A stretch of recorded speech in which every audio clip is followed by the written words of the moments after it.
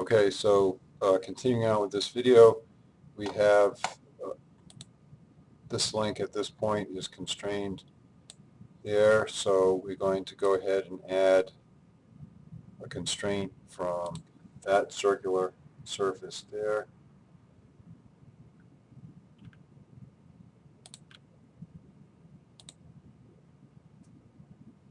to that surface, and then we'll put a constraint from there over to here.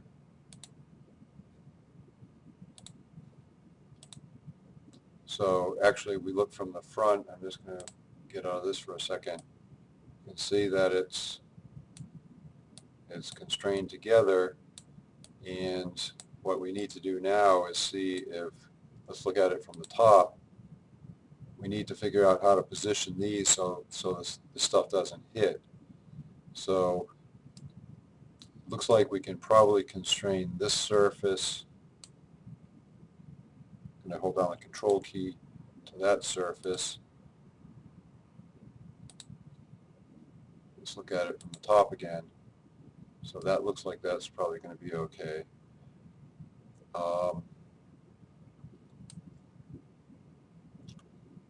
But if we, well, let's try this and see what happens. So let's constrain now this surface right here to that surface.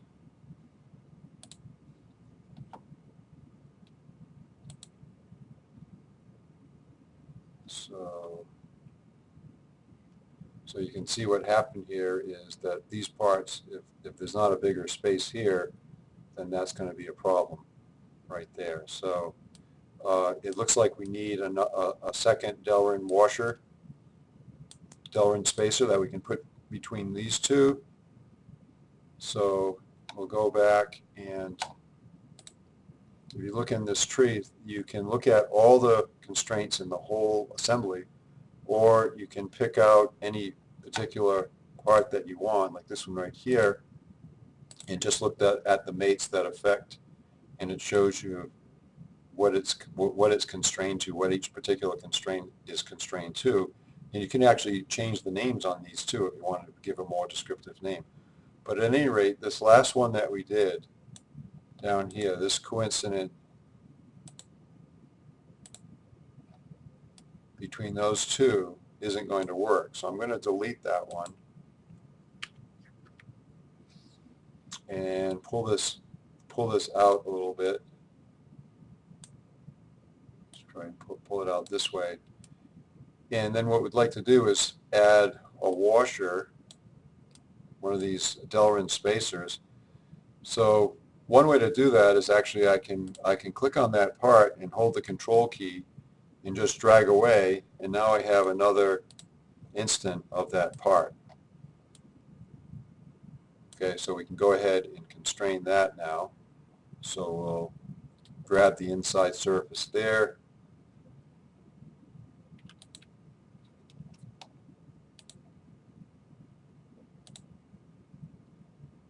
And then we're going to want that to be constrained, that surface to that surface.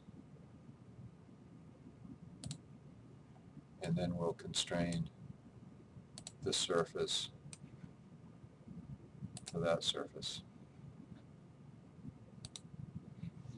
Okay, so let's look at what we have. So at this point, it looks like it's going to work all right. We could use, to finish it off, we'd want to put another spacer down here.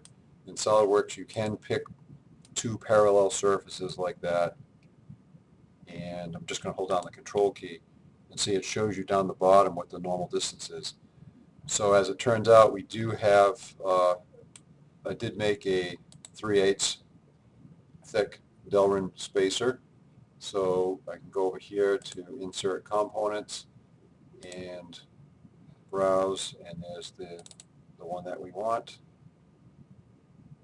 right there. So now I can go ahead and constrain that. I'll pick that face,